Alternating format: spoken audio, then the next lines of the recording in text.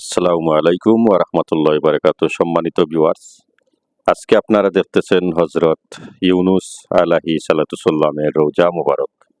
এই রওজা মুবারকটা দেখার সাথে সাথে আমার একটি কথা আছে, আপনারা অবশ্যই আমার কথাগুলা শুনবেন।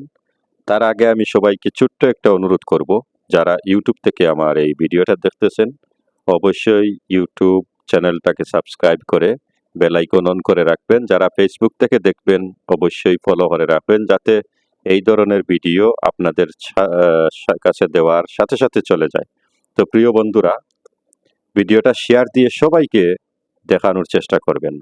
তো যেই কথা মূলত হচ্ছে যে আমি ইদানিং কিছু কিছু ভিডিও যখন আমি আপলোড করি, তখন কিছু কিছু ভাই ব্রাদার আমাকে বলে আমি মাজার পূজারি। তো আমার প্রশ্নটা হলো, মাজার পূজারি কাকে বলে?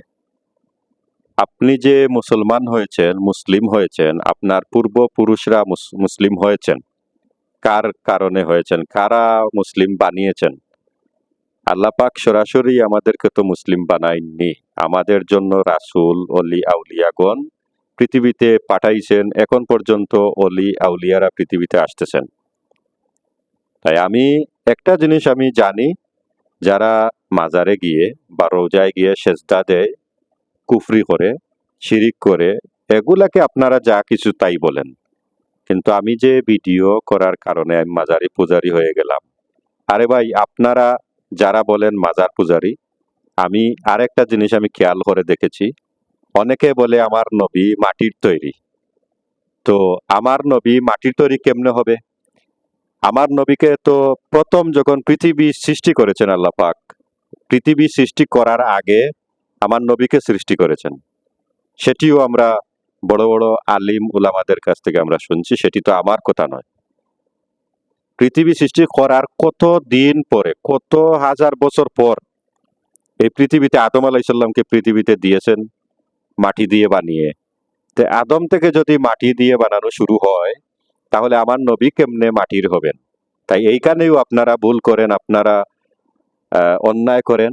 আমার নবীকে মাটির তৈরি বলে আপনারা বলেন। এখন যদি কেউ মাজারে যায়, কোনো বড় নবী অলি আউলিয়াদের মাজারে যায়, জিয়ারত করে, সেটিকেও আপনারা মাজার পূজারি বলেন।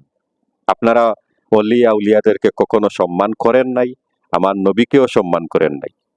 তা আমি আশাবাদী, যারা এই ভিডিওটা আজকে দেখতেছেন, আপনারা অবশ্যই আমার কথাগুলো বুঝতে পারতেছেন আমি কি বলছি। যারা এ ধরনের কমেন্ট আমাকে করেন, আমি আশাবাদী আপনারা এই কমেন্ট থেকে বিরত থাকবেন। আপনাদের ভালো লাগলে আমার ভিডিও দেখুন, না লাগলে নাই। যারা এই ভিডিও দেখবেন তারাই দেখবেন নবী অলি আউলিয়াদেরকে যারা ভালোবাসেন।